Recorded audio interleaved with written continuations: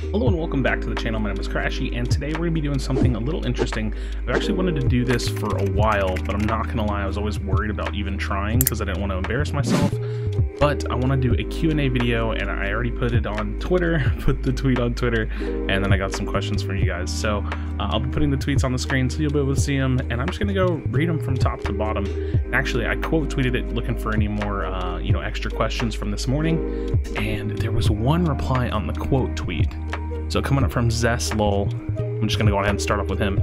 He says, do you think NRG has the best comp players? Man, I always talk about like defining the best and how like trivial it is to me personally. I think it's really hard and sometimes even impossible to just define the best. But I think in terms of like their specific roster, like NRG, they have a very popular roster and a very successful roster. So I think a really simple answer to this question, do I think NRG has the best comp players? Probably, yes. I think if we're just comparing orgs and all of their players, yeah, NRG's the most stacked, for sure. All right, so let's go on ahead and continue. Now, IKip TV, my boy IKip, he said, if you had to see Fortnite in 5 years, where would it be? Man, if I had to see Fortnite in 5 years, where would it be? You know, the irony is that I think I have two answers for this question. And neither one might be right at all. I just don't know. But I think I'm going to give a couple of scenarios. One, I think Epic is going to stay the course. They're not going to change the way they do things.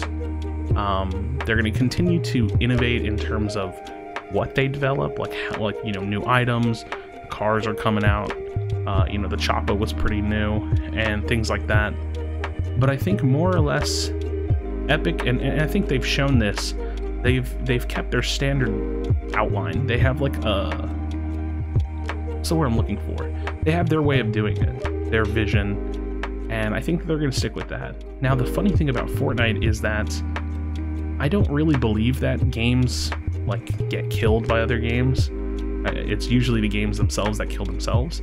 And this game got so popular and hits so many notes for so many different kinds of players that I actually think that the next 5 years will probably still have a pretty successful Fortnite in it, most likely. But there's another part of me for that second answer that does kind of think that we might not get 5 more years of Fortnite. I think we'll at least get a good 2 or 3. At least 2 or 3 more. Like good years in terms of like the game's not literally dying or they don't have to drastically change up their development. And that's the thing. I think if Fortnite actually does start to see big enough declines that Epic themselves aren't comfortable with either the revenue that's coming in or like the concurrent player numbers, they'll start to make some changes. So I think in 5 years we're going to be playing cash cups or some version of arena, and we're gonna be on, dealing with some crazy map changes, or I don't know, there's gonna be a tornado in Fortnite at some point. Watch, it's just gonna be something crazy. I guess there kind of already was one with the floating island, but whatever. All right, Loy FN, my boy Loy. He said, go more in depth with your backstory. Like, how did you get so involved with gaming and stuff? So my backstory is pretty simple. I think it's a pretty concise story that I've kind of like compressed down to be able to share out with everyone. Basically, I started gaming when I was young. I actually tried to remember what the first game I played was, but I really don't remember. I used to play like Super Nintendo with my aunt, but I didn't even really play Super Nintendo much. We would play like Super Mario Brothers, like Duck Hunt and stuff. But I think I really, for me personally, at least in my mind, I remember mostly getting into playing games with my sister on Nintendo 64. It's like Mario Party, there were some crazy Star Wars games, like the Fighters, Star Fighters, X-Wing Fighters, I don't even remember what it's called, and Super Mario 64, crazy games like that. And when I started getting serious about games, wasn't really until I got the original Xbox, because we had PlayStations and the games were fun, but I didn't start playing online until the original Xbox, and that's whenever I started playing things like Halo. I started playing, Gears of War on the 360 eventually, and I don't know, things started to take off and get serious when I really started playing Gears of War. But to be more in depth, right before I started playing Gears of War in like 2006, there was a game called Lost Planet, and Lost Planet was the first game that I like joined a team on, and we like played against other teams. There wasn't much structure, there definitely wasn't any money, there was no streams. I mean, we just did it because we wanted to be better than people that were in our community. And that didn't actually last very long. Like I said, I ended up going over to Gears of War, and then I stuck in the Gears of War community for a long time. This is where I met people like, you know, Camille's, Requiem Slaps, CDN the Third, Nick Merckx, iDistortion, Sundown, Fallout. I mean, so many people that are still prevalent in gaming today, and I can name many more, especially all the current professional players in Gears of War, or most of them anyways, I know usually pretty well. So yeah, Gears of War rode me, so yeah, I rode Gears of War out for quite some time, and yeah, I don't know, after that I just made my way to PC gaming, started playing MOBAs. I got into Infinite Crisis, and I actually got, you know, signed by Complexity as a professional player for Infinite Crisis after playing for another team called Vex. And inevitably, like, my PC gaming just kind of naturally took over my console gaming, and then I just started taking gaming more and more seriously over the years. The whole time, I mean, you know, back to the Gears of War 1 days, I was making YouTube content, so that's where like all my desire to like make videos and start streaming and stuff came from. All right, Speedy asking me, what's your favorite game right now? You know, the irony of this, and I almost hate to say it, is I still think my favorite game is Fortnite. There's really just nothing else that has me, and in the current market of games, like what people are playing and what people enjoy, I don't like Warzone, I don't like Call of Duty Modern Warfare multiplayer. I'm waiting for a good Halo to come out, although Halo 3 is out on Master Chief Collection. It's not my favorite game right now. TFT is very fun. I love TFT, but it's kind of hard to main that game unless you really main the game. Like, you have to keep up with the patches, and I love the game, but I really don't think it's my favorite game right now. And no MOBAs really have me. I'm not a League of Legends player, I'm not a Dota player, and nothing else really has my attention right now. I really don't play a ton of games. I like Rogue Company. It feels a little like it needs more. I'm excited to see where it's going. I am currently subscribed to World of Warcraft, but I'm waiting for Shadowlands to come out, so I'm not really playing World of Warcraft.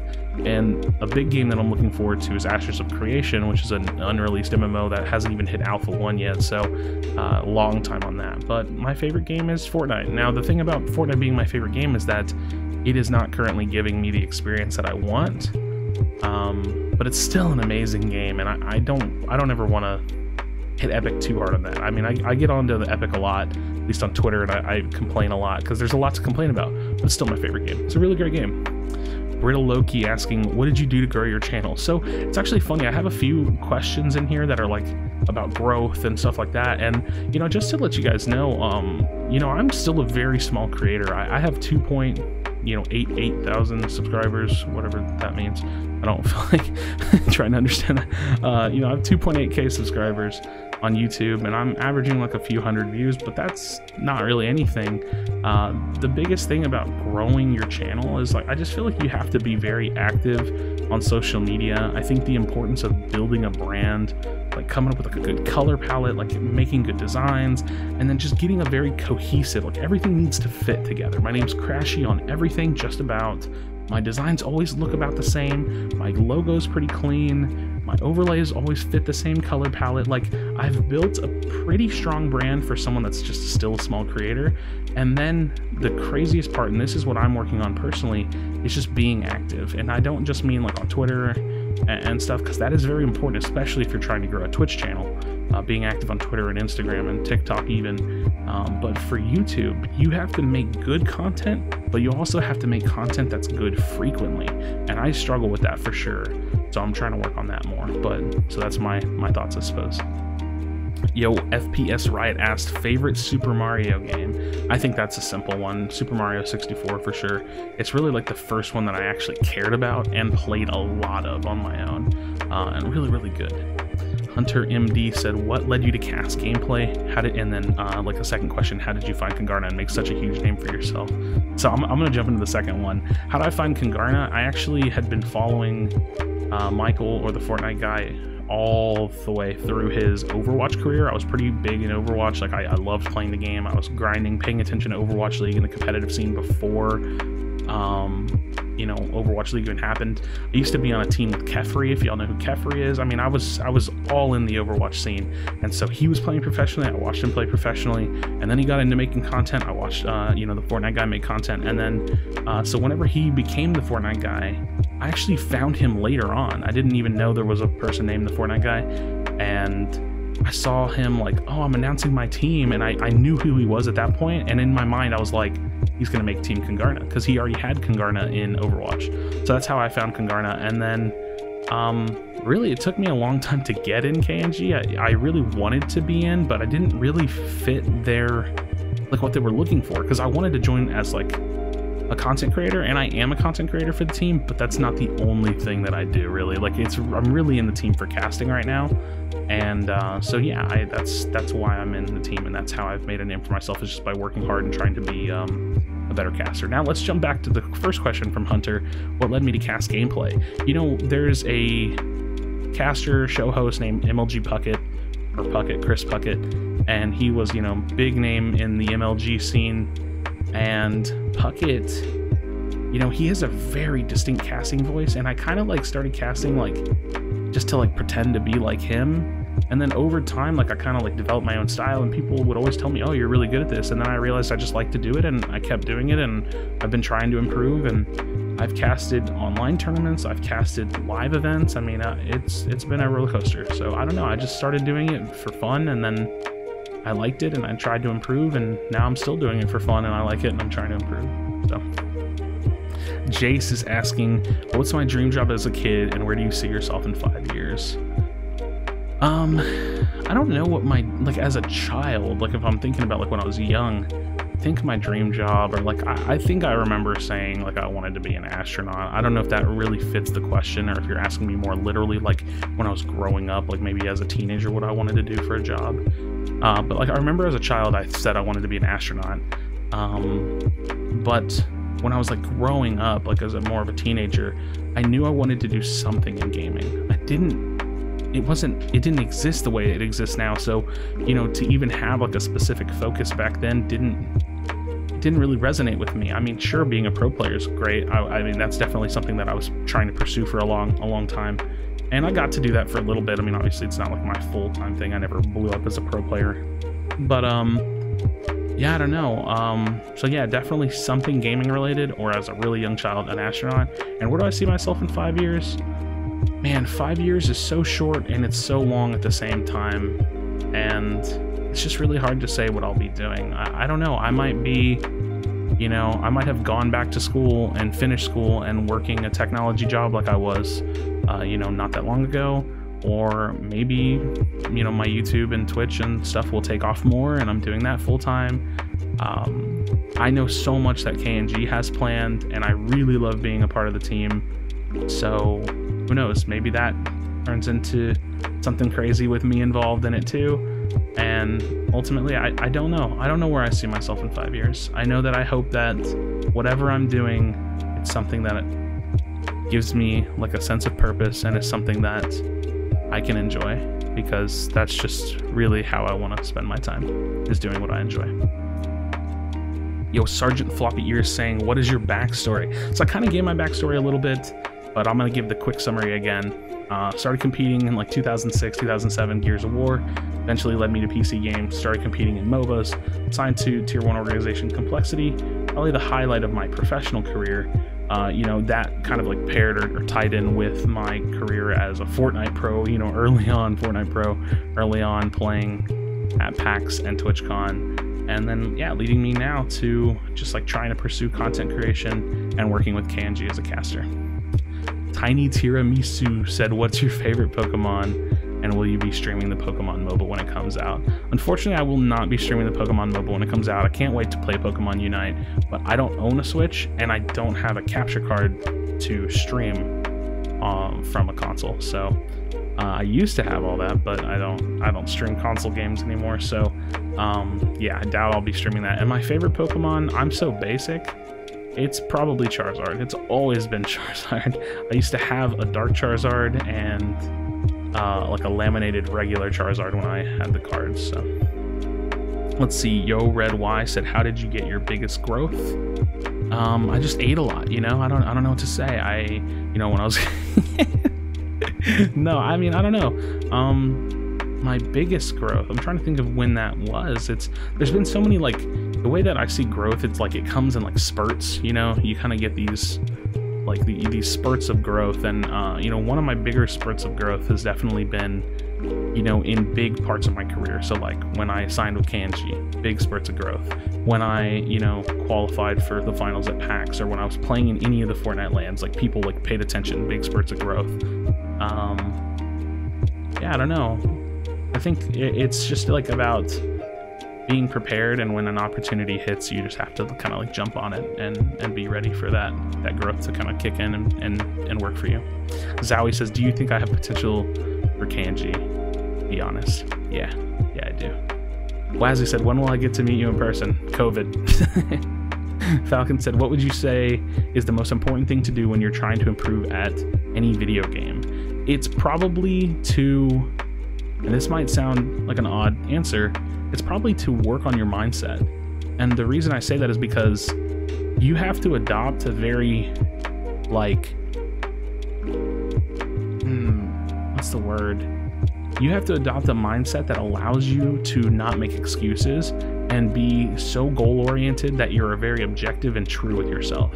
So, you know, I want to tell you to VOD review, but you have to have a mindset that allows you to look at that VOD and find your mistakes and then be able to improve on it. And you have to have a strong mental state so that way you can play full tournaments, and you have to be able to not get tilted and shrug things off and keep moving. Like, you cannot be emotionally driven unless those emotions are like good emotions, right? And even then, like, you need to be calculated and strong and prepared. So work on your mental state, and VOD review. Yeah. Moo Academy. I play the game 10 hours a day, but some weeks I look back and I hardly notice any improvement in my gameplay. Tips to keep improving noticeably.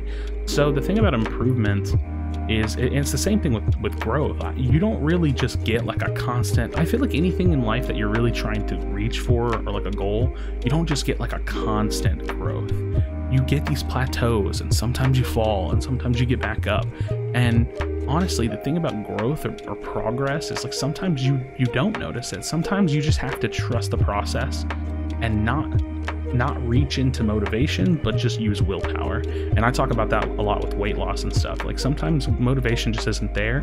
You just have to reach into willpower. Like, be a very goal-oriented person and you know, create that improvement, but know that you have to trust the process and know that it's not always going to be linear. Maybe you won't be able to look back, you know, on some of those weeks and see improvement. But if you're failing to try, and if you're not, you know, able to keep your head in it and to trust the process, then it's not going to work. So I don't really know if I've answered the question, but I feel like maybe I did.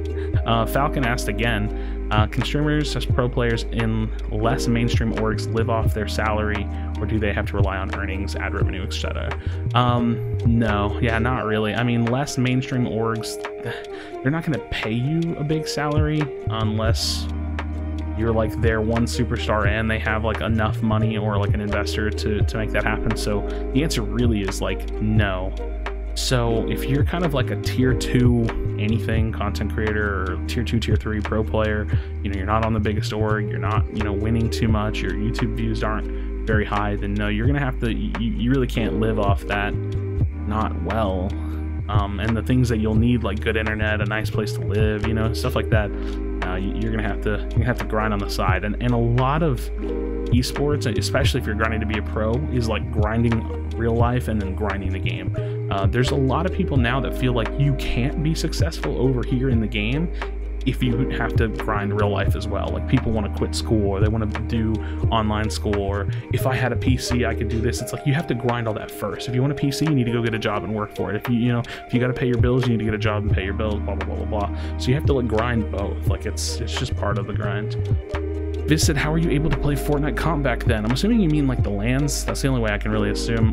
PAX was open sign up. I just went to PAX and I stood in line and I got in and I went through the qualifiers and I made it to finals. And TwitchCon, you had to sign up and get like lucky and get picked. And we actually, me and my duo, who we weren't even duos, we got lucky and got picked, but we were on like a reserve list and 2 people didn't show up, so we got to play. It was really lucky. We didn't do very well. We were really underprepared, but it was a great experience. Zoldify said, since when was your passion for streaming? I kind of have answered some of these, like, you know, what's my backstory?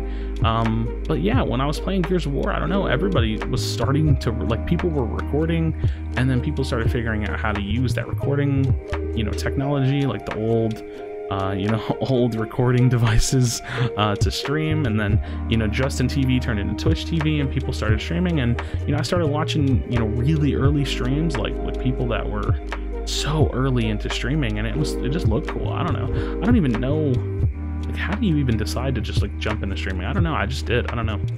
Hyperdrive GG, what is the best thing to major / minor in college if you want to be involved in esports? So that's a really good question. I actually love this question a lot. You can major and minor in so much because there's so many things. You can literally go get like a graphics designer degree or like work in graphics design.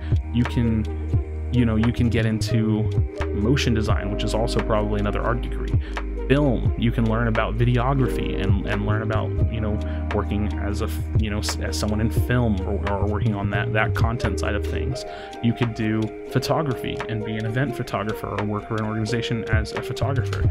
You could just be an editor, and I mean like a real editor, like someone that's not just doing like, you know, channel management or something, but like someone that like oversees like head of content for like 100 Thieves or something. They film and shoot and edit everything, or I mean they probably wouldn't film it, but they edit everything.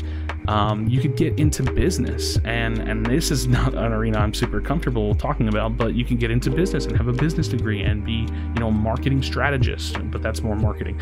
You could be like business strategist. You can get into marketing strategist, social media management, social media strategy. There is so much that you can do.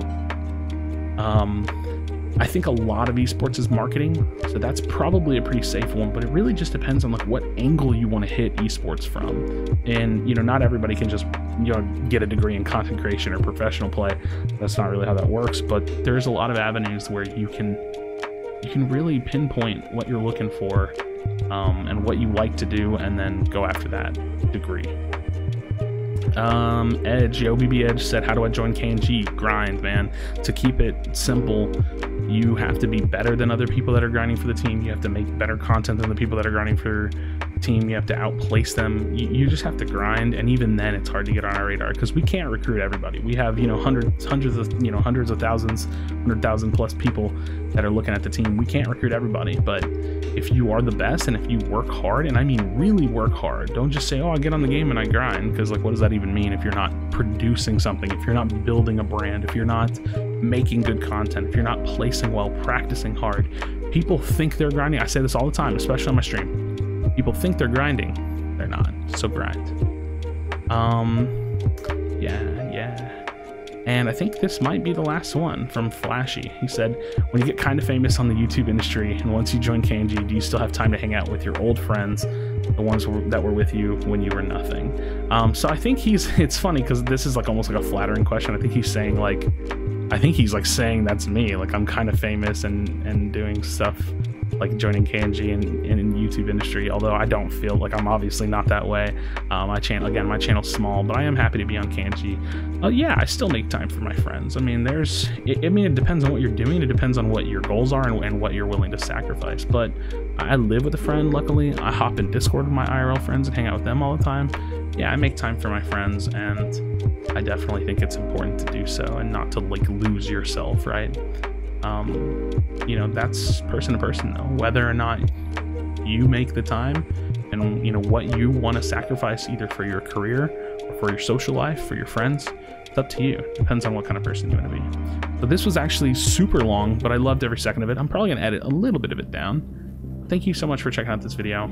I'll probably do another one of these sometime because there's some good questions and there's definitely some opportunity to interact with you guys more and put out some fun content. So thanks for checking this out, and I'll see you on the next video.